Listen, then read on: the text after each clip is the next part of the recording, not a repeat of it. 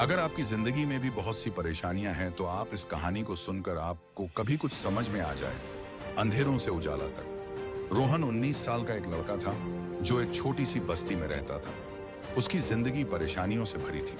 पिता एक छोटी फैक्ट्री में मजदूरी करते थे और माँ घरों में काम करती थी। गरीबी ने हमेशा उनके सपनों को दबा दिया था, लेकिन रोहन के सपने बड़े थे।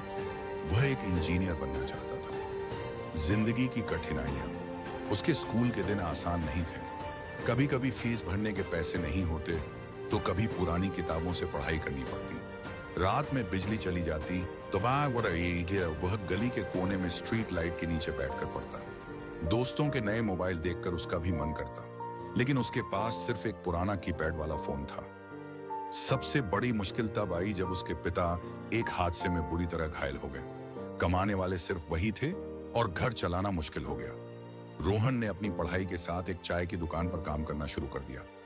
दिन भर कॉलेज और रात में चाय बेचना, यही उसकी जिंदगी बन गई। एक नया मोड़।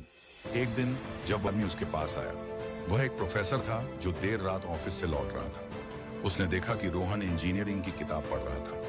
प्रोफेसर ने उससे बात की और उसकी कहानी सुनकर हैरान रह गया। उस प्रोफेसर ने उसकी मदद करने का फैसला किया। उसने रोहन को एक स्कॉलरशिप प्रोग्राम के बारे में बताया और उसे एक अच्छे कॉलेज में दाखिला दिलाने में मदद की।